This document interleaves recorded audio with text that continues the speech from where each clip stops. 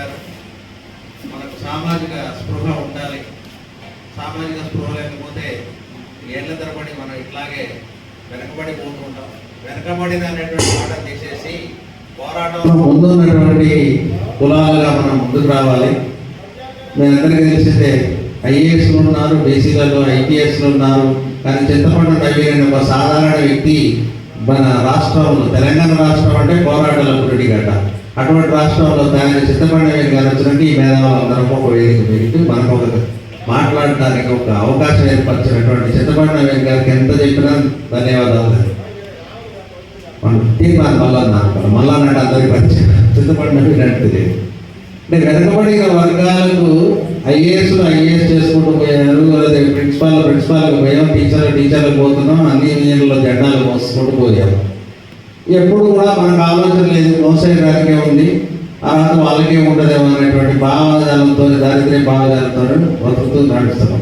అటువంటి వాళ్ళకు ఒక తీర్మానం వాళ్ళంటే ఒక దిక్కై సొంత పార్టీని కూడా విమర్శిస్తూ మనకు ఒక దారి ఏర్పరచాడు. మళ్ళా వాళ్ళని వెనకపడకుండా మీరు అందరూ ఎప్పటికీ ఇలానే లైవ్లో ఉంచి సాధారణట్టు వచ్చేటువంటి ఎమ్మెల్సీ ఎలక్షన్లో అన్నింటిలో సమిష్ట వాటా దక్కేది మనం ముందుండాలి.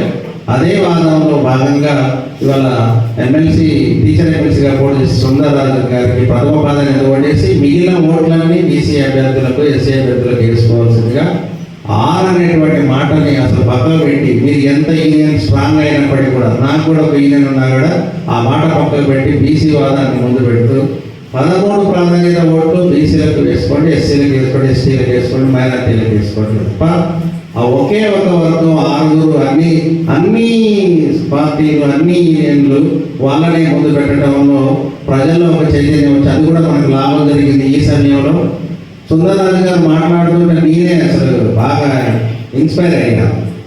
ఆయన గారిని 2 సార్లు కూర్చోబెట్టి మాజీ సీఎం గారు భోజనం పెట్టి పంపించి పెట్టి మాటలు చెప్పి గడుపునేటువంటి మాటలు చేస్తుంటారు. అటువంటి మాటలే మన యూనియన్లో మనకు జరుగుతుంటాయి, మన ఆఫీసులలో జరుగుతుంటాయి. సార్ ఇంకో మాట చెప్పారు, ఏ కాలేజీ మీరు సుందరరాజు గారు చెప్పిన చాలా జాగ్రత్తగా విన్నాం ప్రతి మాట. ఏ కాలేజీలో పైన 13 మంది లెక్చరర్స్, 13 మంది టీచర్లు ఉంటారు, అందులో 1-2 ఉంటారు, వాళ్ళే డామినేట్ చేస్తుంటారు ఈ 12 మంది. కాలేజీ లెక్చరర్స్లో అయినా సరే, ఐఏఎస్లో అయినా సరే. బుర్ర వెంకటేశ్వర గారిని ఒక ఎడ్యుకేషన్ చీఫ్ సెక్రటరీ ఒక 4 నెలలు ఉంచారు, ఎమ్మటే పీకి ఎక్కడ పంపించారు. ఆయన ఉంటే వాళ్ళు జరగవాలి వాళ్ళకు. ఇటువంటి మన బీసీలతో పాటు తెలివైనటువంటి బ్రాహ్మణులకు జరుగుతుంది నష్టం. ఒకే వర్గం రావడం వల్ల మన ఖమ్మం జిల్లాలో ఒకే వర్గం రావడం వల్ల మిగిలిన కులాలందరికీ నష్టం. వైశ్యులకు జరుగుతుంది, బ్రాహ్మణులు జరుగుతుంది, అవి కూడా జరుగుతుంది. చూస్తూనే ఉన్నాం సామాజికంగా. అంటే ఒక వర్గం వాళ్ళు నెట్టుకుంటూ పోతున్నారు, ముందుకు వస్తున్నారు. మనం కూడా వాళ్ళనే ముందుకు నెట్టుతున్నాం. వాళ్ళు మోసి ఇంకా చింతపండు అవి వచ్చి ఒక ఆలోచన కలిగించేదాకా ఎత్తేసే టైం వచ్చింది. ఎత్తేసి మనమే లేపుకోవాలి. అందులో భాగంగానే మన ఎమ్మెల్సీ మన సుందరరాజు గారికి ప్రథమ ప్రాధాన్యత ఒకటి ఇచ్చుకుంటూ పోయి బీసీలందరికీ వేయాల్సింది కోరుతున్నాను. అలాగే ఇంకా నా అనుభవంలో నేను కూడా యూనియన్లలో తెలుగులో చూస్తున్నా. ఏ యూనియన్లో చూసినా కూడా ఖమ్మం జిల్లాలో అయితే సార్ అన్నట్టు మా బాబా శ్రీనివాసరావు గారు చెప్పారు, ఒక వర్గాన్ని మోసుకుంటూ పోయారు.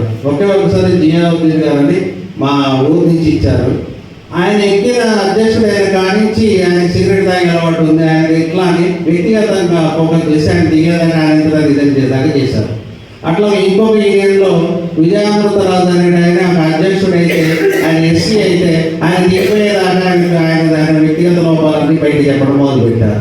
మరి వీళ్ళకి లేవో వ్యక్తిగత లోపాలు ఉంటాయి, వాళ్ళు ఫోకస్ చేయరు. ఆయన గొప్పడిగా ప్రచారం చేయడం మొదలు పెడతారు. వీళ్ళు చేసేటువంటి ప్రచారం అదనమాట. ఒక వ్యక్తి మీ అందరికీ తెలిసిన చరిత్ర పెద్దలందరూ ఉన్నారు. మొదటగా ఈ రాష్ట్రం ఏర్పడినప్పుడు తెలంగాణ వచ్చేటప్పుడు ముఖ్యమంత్రి అర్హత ఉన్నటువంటి కొండ లక్ష్మణ్ బాబుజీ ఆయన బీసీ కావడం రెడ్లందరూ ఏం వాడికేయడం పక్కన నెట్టేయడం జరిగింది. మొదటి ముఖ్యమంత్రి ఛాన్స్ కోల్పోయిన వాడు బీసీ వాడు. ఈ రాష్ట్రానికి కాబోయే ముఖ్యమంత్రి బీసీ వాడు అవుతాడు అని మన తీర్మానం వల్ల చెప్పుకున్నట్టు మనందరం కూడా విశ్లేషించాలి. సమస్య వాటా తగ్గట్లు మనకు సీట్లు వాటా తగ్గట్టు ఓసీ సీట్లలో మాత్రం రాజ్యాంగం కల్పించకపోతే ఎస్సీకి పోటీ చేయకూడదు, బీసీకి పోటీ చేయకూడదు, అందరూ చేయాలి. ఓసీ సీట్ అంటే ఓపెన్ కాబట్టి అందులో ఓపెన్ ఫర్ ఆల్.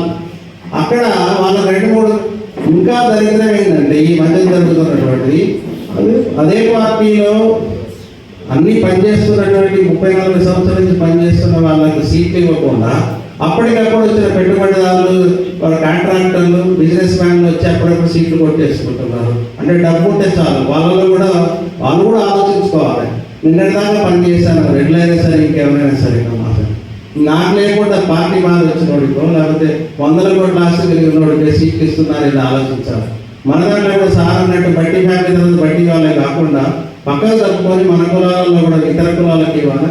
ఒకసారి పదవి అనుభవించిన తర్వాత మనం చాలా అనుకొని మిగతా కులాలకు ఇచ్చే అలవాటు రావాలి. సుందరరాజు గారు కూడా చెప్తున్నారు. ఒకరు గెలిచిన సుందరరాజు గారు గెలిచిన ఎమ్మెల్సీ రెండోసారి ఎమ్మెల్సీ ఇంకొక కులానికో మన దాంట్లో లేదా ఏదో కులంలో ఇంకొకరికి ఇచ్చే అలవాటు చేసుకొని ఎప్పటికీ పదవి పట్టుకొని మనమే ఉండకూడదు. అందరూ పదవి అనుభవించాలి. అందరికీ రాజ్యాధికారం దక్కాలి, అన్ని కులాలకు దక్కాలి. సమాజంగా వాటా ప్రకారం మనకు రావాల్సిన వాటి రావాలని సామాజిక స్పృహ మీ ఇక్కడికి వచ్చారంటేనే సామాజిక స్పృహ ఉన్నట్టు మీరు ఇదే వాదాన్ని చుట్టుపక్కల కానీ మీ మిత్రులకు కానీ బంధువులకు కానీ ఓటు కలిగిన ప్రతి ఒక్కరి దగ్గర వినిపించండి, మార్పు చేయండి.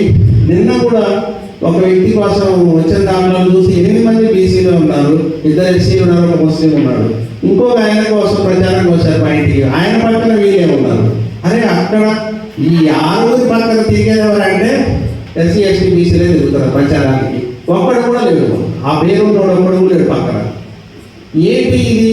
మనమే నిలబెట్టి వాడి ప్రచారానికి మనది ఇక్కడ బీసీ వాదం ఇంత పెద్దగా టీవీలలో చర్చలు జరుపుకుంటూ ప్రపంచమంతా కూడా మనం వినపడేటట్టు తెలంగాణలో బీసీ వాదం వచ్చిందని దీన్ని చూసి ఇన్స్పైర్ ఆంధ్రాలో వస్తుంది, అసలు రాష్ట్రం భారతదేశం మొత్తం వచ్చినట్టుంది. అట్లాంటి ఈ రోజు కూడా ప్రచారానికి నేను నాతో పాటు మా ఇంటికి వచ్చిన వాళ్ళలో అంతా ఎస్సీ ఎస్టీ బీసీలో ఉన్న ప్రచారానికి. అంటే మనం ప్రచారానికి జెండాలు పోయడానికే ఉంటాం అనేది వాళ్ళకి తెలిసిపోయింది. మనం సాయంత్రానికి ఏ మాట చెప్తారు, ఏం చెప్తారు, దేనికి తిరుగుతున్నారో వీళ్ళు ఆలోచించుకోవటం. తిరగడం అనేది ఆపేసి మేము తిరిగాం, మా పనులు చాలా ఉన్నాయి, ఇట్లాంటి బీసీ వాదానికో లేదా ఎస్సీ వాదానికి ఎస్టీ వాదానికో పోతే వాళ్ళ వెనకాల తిరిగే వాళ్ళు ఉంటారు. అసలు వాళ్ళ దాంట్లో 6 పోటీ చేసినప్పుడు ఒక్కొక్కరు వాళ్ళు ఇంతమంది అభ్యర్థులకు ప్రచార కార్యకర్తలు ఎక్కడ దొరుకుతారు? ప్రచార కార్యకర్తలు మన నుంచే పోతున్నాం. ఈ మానుకోవాలి. మనం ఏం చేయాలి? ఏదో పని చెప్పి తప్పించుకొని వాళ్ళ ప్రచారం కోసం తిరగడం మానేసి ఇంకొక సూచన కూడా ఇతడు పెట్టాల్సిన పోయినసారి ఇష్టాలు జరిగినప్పుడు చెప్పారు. బీసీ సుందరరాజు గారు ఒకటి, రెండోది కూడా బీసీ గారు, మూడోది బీసీ గారు, 4వది 13 వరకు ఇది ఇచ్చుకుంటూ పోండి. ఒక కులానికి ఇచ్చేవి అసలు ఆ మంచోడని పేరు వినిపించినా సరే వాళ్ళే ప్రచారం చేస్తారు. కానీ మంచోడు అంటే ఈ మందరం మంచోళ్ళు కాదు, 13 మంది కూడా మంచోళ్ళు అని చేసుకొని ఆపేయాలి. ఆ 6 మందికి తప్ప మిగతా అన్ని కూడా 13 బీసీ వాదం ఉన్నటువంటి క్యాండిడేట్స్కి వేసుకుంటుకోవాలి. ఈ ఓట్లు సార్ చెప్పినట్టు మనమే పంచుకోవాలి. మన యొక్క అభ్యర్థుల ఓట్లను మనమే పంచుకోవాలి. ఇందులో ఎవరో ఒక బీసీ గెలుస్తారు. అందులో సుందరరాజు గారు కావచ్చు, పుల్లారావు కావచ్చు, ఇంకొక గారు కావచ్చు, ఇంకొక గారు కావచ్చు, ఎవరో ఒకరు గెలుస్తారు.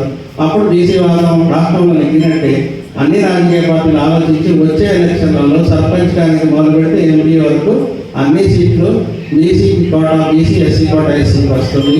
అప్పుడు మనకు ఆటోమేటిక్ రాజ్యాధికారం వస్తుంది. మిగతా కులాలకు కూడా ఆ ఆలోచన వచ్చి మనం కూడా ముందుండి అన్న ఊళ్ళల్లో కూడా చాలా మంది చూస్తున్నాం 15 ఎకరాలు 10 ఎకరాలు ఉన్న బీసీ కులాలు ఉంటాయి. యాదవులకు కానీ గుజరాత్లకు కానీ వ్యవసాయం ఉంటుంది.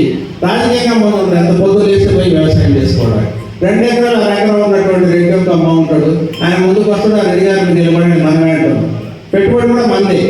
ఇక్కడ కూడా చూస్తే పైసారి విన్నా, వనరాజు గారు పెట్టుబడి విన్నాను. ఇక్కడ ఆయన ఏదో 50 కోట్ల ఆస్తి అమ్మేసి ఎవరికో ఒక నాయకుడికి ఆయన ఎమ్మెల్యే అంటే మంత్రి అయ్యింది. ఈ రాష్ట్రాన్ని ఆయన దగ్గర పెట్టుకోవాలి.